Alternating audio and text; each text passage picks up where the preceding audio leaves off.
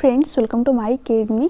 Friends, आज के इस क्लास में आपके रीट के एग्ज़ाम के लिए जो आपका एग्ज़ाम होने वाला है 27 फरवरी को, उसके लिए हम लोग यहाँ पर सीडीपी पेपर 1 और पेपर 2 दोनों के ही क्वेश्चनों को डिस्कस करने वाले हैं, जो कि आपके एग्ज़ाम के लिए इंपॉर्टेंट होने वाले हैं। ये सभी क्वेश्चन आपके रीट एग्ज़ाम में पूछे गए क्वेश्चन है।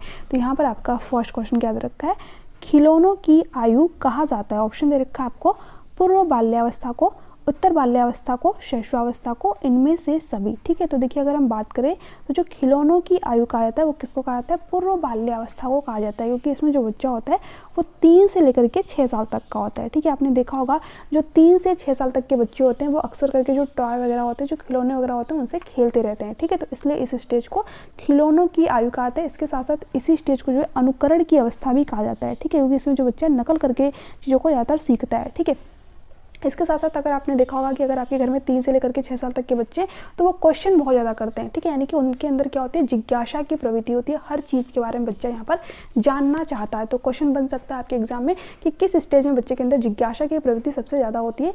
तो वो होती है आपकी जब बच्चा 3 से 6 साल तक का होता है, यानी कि अर्ली चाइल्डहुड में, पूर्व बाल्यावस्था में। तो ये सारे इंपॉर्टेंट पॉइंट आपको यहाँ पर ध्यान में रख रहे हैं। इसके अलावा अगर हम बात करें उत्तर बाल्यावस्था की, तो देखिए जो बाल्यावस्था है इसी को 2 पार्ट में आपका डिवाइड कर दिया गया।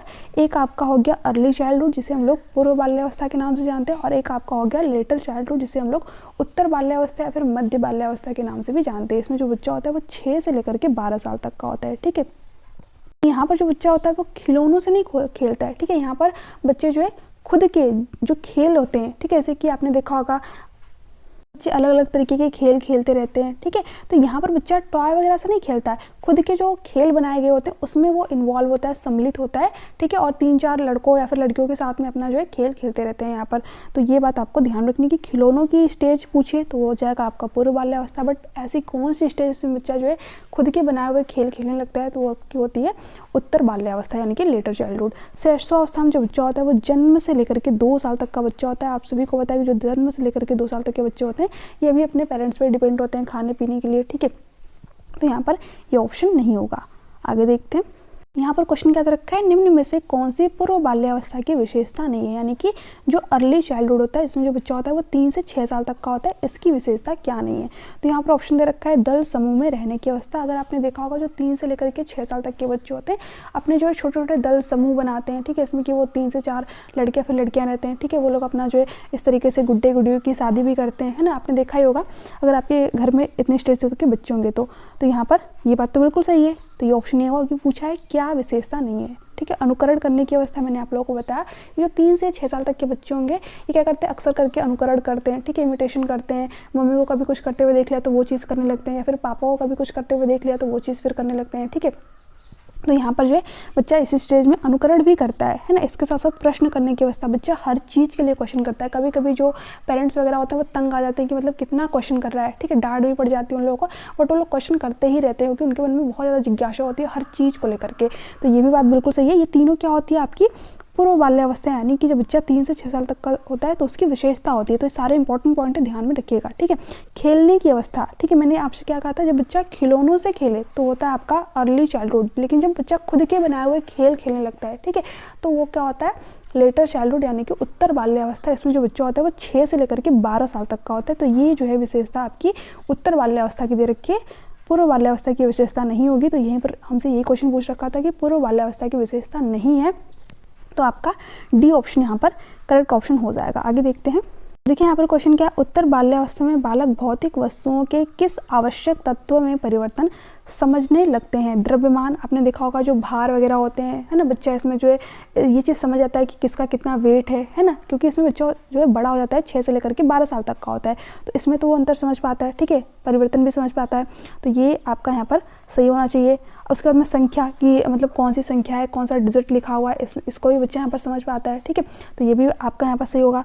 द्रव्यमान और संख्या, तो ये दोनों चीज़ें आपके यहाँ पर सही है। ठीक है, इसके साथ साथ द्रव्यमान, संख्या और क्षेत्र, इन तीनों को ही बच्चा यहाँ पर समझ पाता है। ठीक है, तो देखिए ये तीनों बातें आपकी सही थी, बट सभी बातों को कहाँ पर इंक्लूड किया गया है, कहाँ पर समाहित किया गया है, हम उस ऑप्शन की तरफ जाएंगे, क्योंकि यहाँ पर जो है तीनों ही विशेषता आपकी उत्तर बाल्यावस्था की है। तो यहाँ पर आपके डी ऑप्शन में दे रखा है, तो डी ऑप्शन आपका करेक्ट ऑप्शन हो जाएगा। आगे देखते हैं, देखिए यहाँ पर क्वेश्चन क्या है, विकास के संदर्भ में निम्न में से कौन सा कथन सत्य नहीं है। ठीक है, जो सत्य नहीं है उसके बारे में हमें यहाँ पर बताना है।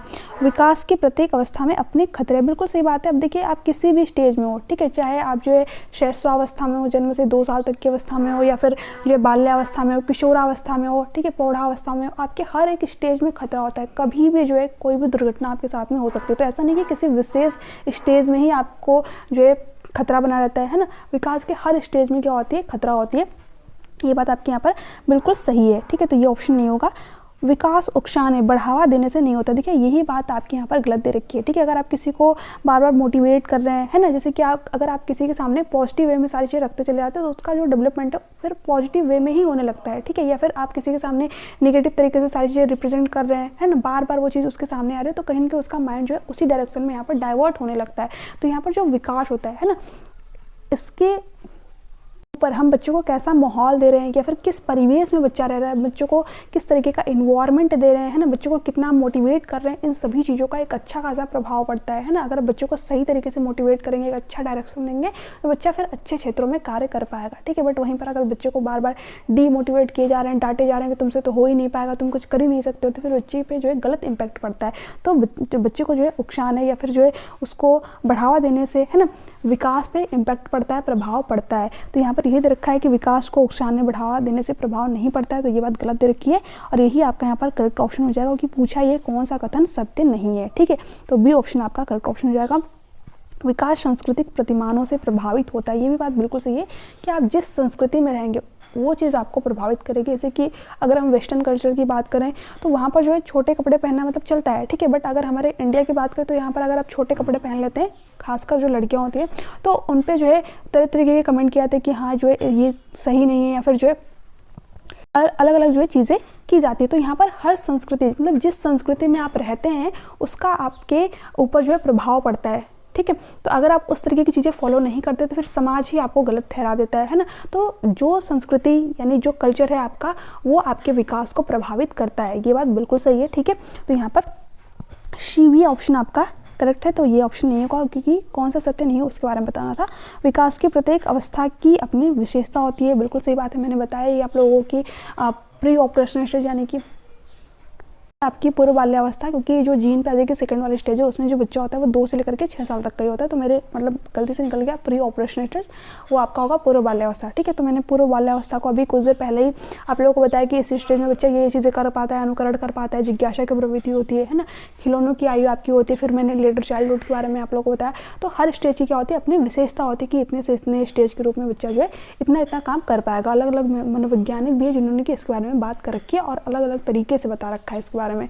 ठीक है, तो ये 3 बातें आपके यहाँ पर सही दे रखी थी, एक ही बात जो है गलत दे रखी थी और यही आपका यहाँ पर करेक्ट ऑप्शन था क्योंकि पूछा ही था कौन सा सत्य नहीं है। तो बी ऑप्शन आपका करेक्ट ऑप्शन हो जाएगा। आगे देखते हैं। अब देखिए यहाँ पर क्वेश्चन क्या दे रखा है, निम्न में से कौन सा विकासात्मक कार्य उत्तर बाल्यावस्था में उपयुक्त नहीं है। ठीक है, ऑप्शन क्या दे रखा है, सामान्य खेलों के लिए आवश्यक शारीरिक कुशलताएं सीखना। बिल्कुल सही बात है क्योंकि बच्चा इसमें खेल खेलना शुरू कर देता है तो जो आवश्यक कुशलताएं होती है बच्चा उस चीज़ को सीखता भी है। ठीक है, कबड्डी किस तरीके से खेलनी है, फिर खो खो खेल रहा है तो वो किस तरीके से खेलना है।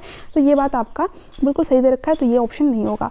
पुरुषोचित या फिर स्त्रीयोचित सामाजिक भूमिकाओं को प्राप्त करना, यानी कि समाज में पुरुष किस तरीके से व्यवहार कर रहे हैं, स्त्रियां किस तरीके से व्यवहार कर रही हैं, उनका रोल क्या है। ठीक है, इसको प्राप्त करना। देखिए यहाँ पर बच्चा इन सभी चीज़ों के बारे में नहीं सोचता है। ठीक है, उसको इन सभी चीज़ों की फिक्र ही नहीं होती क्योंकि इसमें जो है बच्चा बिल्कुल मस्त रहता है, मतलब खेलता है कूदता है, ना उसको जो है अपने करियर की चिंता रहती है, कुछ भी नहीं। ठीक है, इसमें अगर हम बात करें जो बच्चा होता है 6 से लेकर के 12 साल तक का, तो अगर आप इन बच्चों को देखेंगे तो ये बच्चे जो है बिल्कुल निश्चिंत होते हैं। अभी मतलब इनके ऊपर ना ही कोई प्रेशर होता है कि समाज में इस तरीके की चीज़ें करनी है, या फिर मैं लड़की हूँ तो ये करना है, या फिर जो लड़के हैं तो ये करना है। ठीक है, अभी बच्चा जो है बिल्कुल फ्री रहता है ना।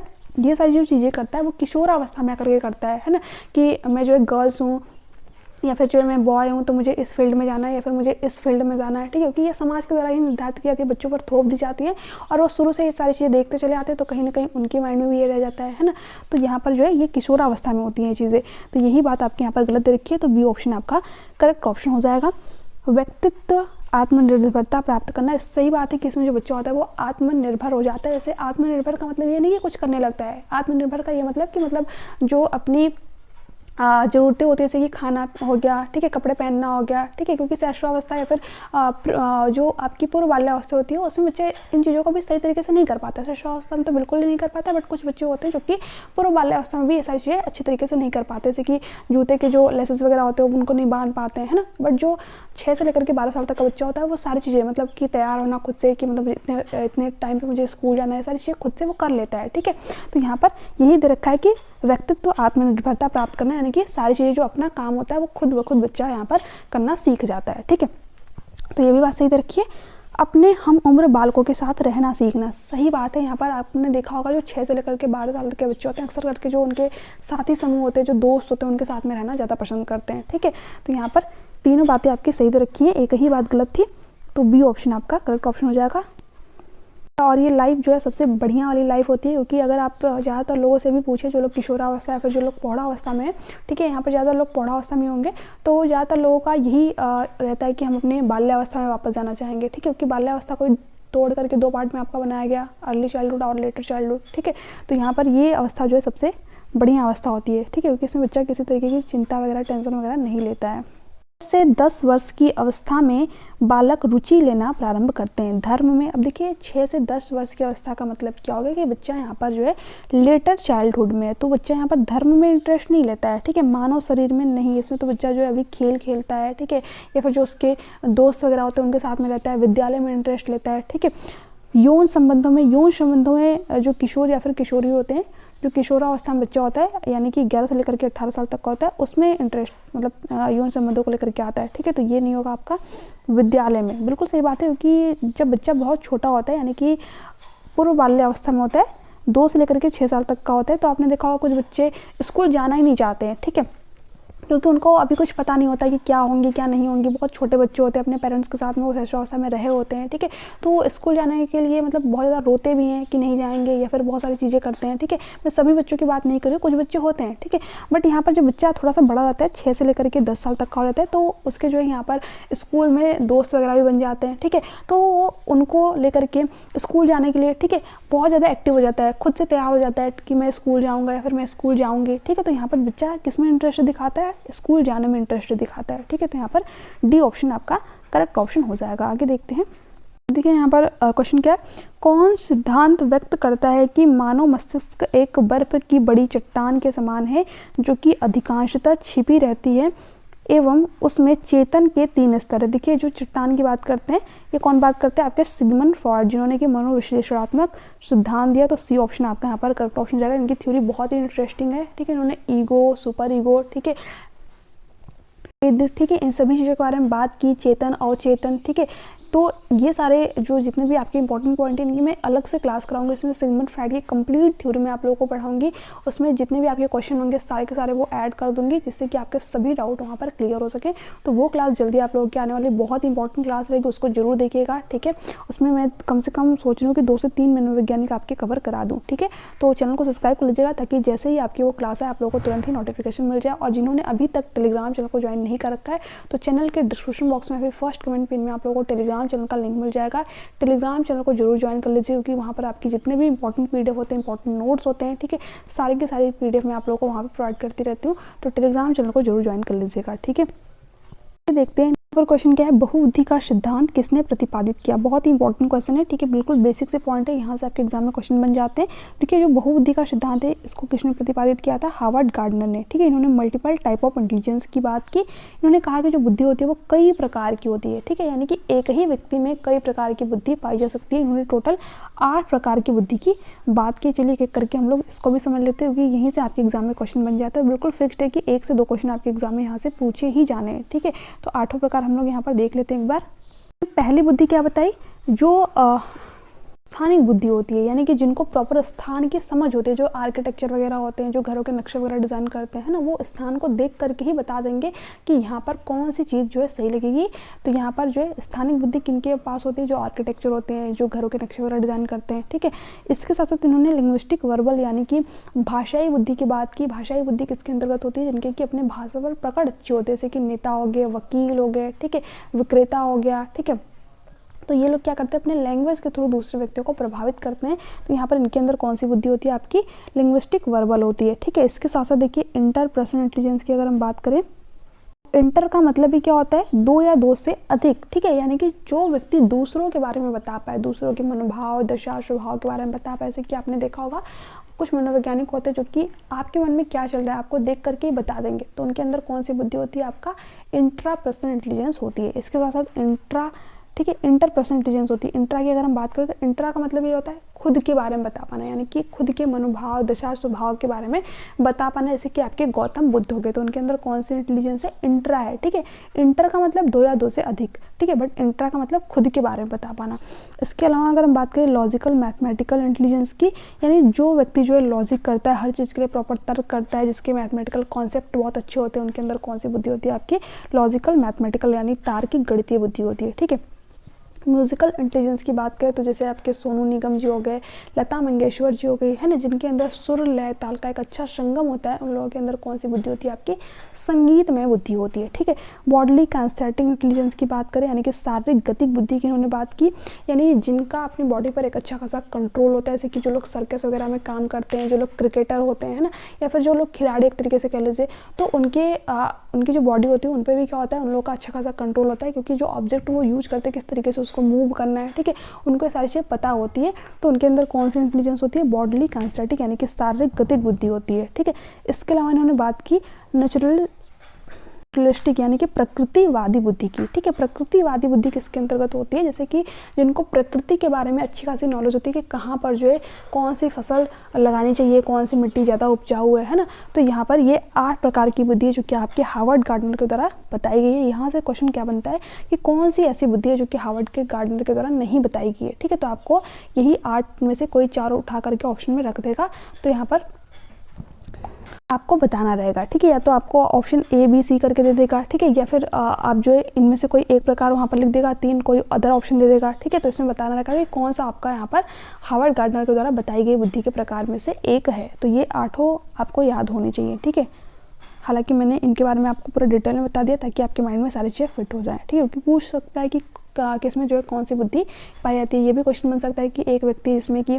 जो है प्रॉपर लॉजिक करने की क्षमता है हर चीज़ के बारे में, तो उसके अंदर कौन सी बुद्धि पाई जाएगी, तो आप बता सकते हैं कि लॉजिकल मैथमेटिकल इंटेलिजेंस। ठीक है, यहाँ पर क्वेश्चन यही पूछ रखा था कि बुद्धि का सिद्धांत किसने प्रतिपादित किया, तो हार्वर्ड गार्डनर ने। तो फर्स्ट ऑप्शन आपका करेक्ट ऑप्शन हो जाएगा। अगर हम जीन पियाजे की बात करें तो उन्होंने संज्ञानात्मक विकास का सिद्धांत दिया। इन्होंने संज्ञानात्मक विकास की 4 अवस्थाएं बता रखी है। पहली अवस्था क्या है, इनकी सेंसरी मोटर स्टेज, जिसमें जो बच्चा होता है वो जन्म से लेकर के 2 साल तक का होता है। अगर हिंदी में बात करें तो इसी का नाम है इंद्रिय गामक अवस्था। ठीक है, यहाँ पर संवेदी पेशी अवस्था के नाम से भी हम इसको जानते हैं। दूसरी क्या है अवस्था इनकी, प्री ऑपरेशनल स्टेज यानी कि पूर्व संक्रियात्मक अवस्था, इसमें जो बच्चा होता है वो 2 से लेकर के 7 साल का होता है। तीसरी क्या है, कॉन्क्रीट ऑपरेशनल स्टेज, जिसमें जो बच्चा होता है वो 7 से लेकर के 11 साल तक का होता है, यानी कि मूर्त संक्रियात्मक अवस्था।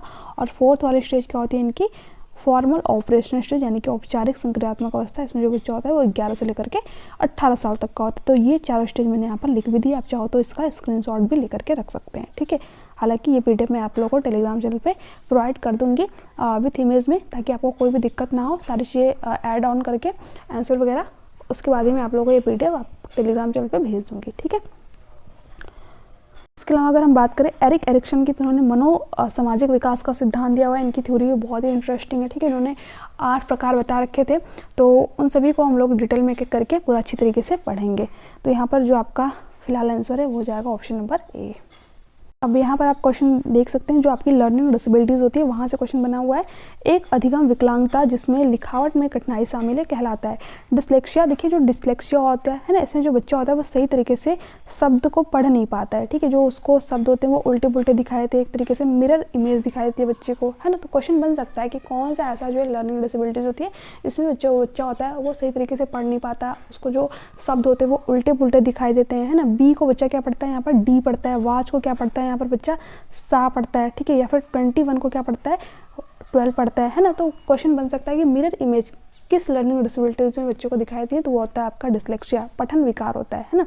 इसके अलावा अगर हम डिस्ग्राफिया की बात करें तो ये आपका क्या होता है, इसमें जो बच्चा होता है वो सही तरीके से शब्दों को लिख ही नहीं पाता है ना। इसकी जो राइटिंग होती है वो पढ़ने योग्य नहीं होती है राइटिंग, यानी कि इनलिजिबल राइटिंग होती है। ठीक है, पढ़ने योग्य जो है इस बच्चे की राइटिंग नहीं होती है। ठीक है, नहीं होती है। ये बात आप ध्यान रखेंगे कि पढ़ने योग्य जो है इस बच्चे की यहाँ पर राइटिंग नहीं होती है। क्या लिख रखा है इस बच्चे ने, आप इसको पढ़ ही नहीं पाते हैं, है ना। जैसे कि जो डॉक्टर होते हैं ऐसा नहीं कि उनको डिस्ग्राफिया है ना, बट उनकी राइटिंग जो है सिर्फ मेडिकल वाले ही समझ पाते हैं, ज़्यादातर लोग नहीं समझ पाते हैं। तो यहाँ पर जो है उस तरीके की कुछ राइटिंग यहाँ पर इस बच्चे की भी देखने को मिलती है।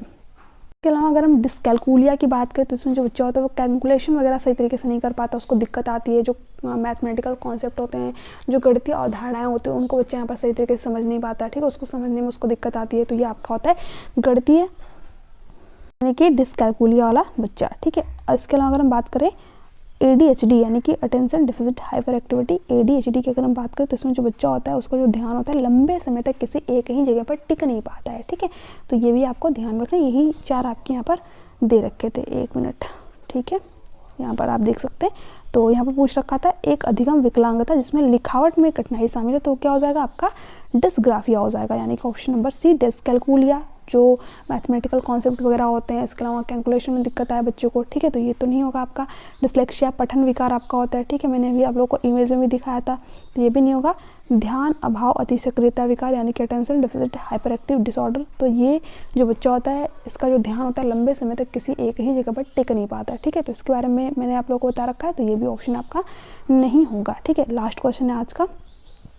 हावर्ड गार्डनर का कहना है कि कई प्रकार की बुद्धि या दिमाग के फ्रेम होते हैं, उसके द्वारा सुझाई गई बुद्धि की श्रेणी कौन सी है, ठीक है। अभी मैंने आप लोगों को बताया था कि इस तरीके के क्वेश्चन आपके एग्जाम में पूछे जा सकते हैं, ठीक है। विश्लेषणात्मक बुद्धि, रचनात्मक बुद्धि, प्रकृतिवादी बुद्धि, व्यवहारिक बुद्धि, तो इसके बारे में मैंने पूरा डिटेल में आप लोगों को बता रखा है, ठीक है। तो इस क्वेश्चन का आप सभी को यहाँ पर नीचे कमेंट सेक्शन में कमेंट करके राइट ऑप्शन जरूर बताना है, ठीक है, कि मैंने सारी चीज़ें आपको पूरा डिटेल में यहाँ पर बता रखी है। तो ये जो 4 ऑप्शन दे रखे हैं आपको इसमें से बताना कि कौन सा ऑप्शन आपका यहाँ पर करेक्ट ऑप्शन हो जाएगा। बिल्कुल लास्ट वाला आपका क्वेश्चन है, तो आप सभी जो है मुझे नीचे कमेंट सेक्शन में कमेंट करके जरूर बताइएगा। तो चलिए मिलते हैं नेक्स्ट वीडियो में, तब तक के लिए bye bye, take care, thanks for watching. Video अच्छी लगी हो तो प्लीज़ चैनल को सब्सक्राइब कर लीजिएगा, बेल आइकन को प्रेस कर दीजिएगा, ताकि जो आगे की क्लासेस उसका नोटिफिकेशन आप लोगों को यहाँ पर मिल जाए। लास्ट में मैं आप लोगों की मैराथन वगैरह भी सब कुछ क्लासेस कराऊंगी यहाँ पर, ताकि कंप्लीट प्रिपरेशन आपकी यहाँ से हो सके, ठीक है। इसके अलावा अगर आपके कोई भी क्वेश्चन रह जाते हैं, कोई डाउट रह जाते हैं, तो आप मुझे नीचे कमेंट में कमेंट करके जरूर पूछिएगा। नीट एग्जाम के लिए बहुत सारे स्टूडेंट के नोट्स के लिए कमेंट आए हुए थे, तो नोट्स सभी आप लोगों के बन रहे हैं कुछ ही दिन में, यानी कि जनवरी के फर्स्ट वीक में आपको जो है नोट्स मिल जाएंगे, जो कि बहुत ही इंपॉर्टेंट होने वाले हैं। बहुत ही ईजी वे में मैं आप लोगों के नोट्स यहाँ पर डिज़ाइन कर रही हूँ। तो नोट्स जो है आप परचेज कर सकते हैं। अगर आपको नोट्स वगैरह चाहिए तो आप मुझे इस नंबर पर व्हाट्सअप कर सकते हैं 7706974820, ठीक है। तो यहाँ से आप मुझे व्हाट्सएप पर मैसेज करके नोट्स को परचेज कर सकते हैं। नोट्स का प्राइस बहुत ही कम है, ठीक है।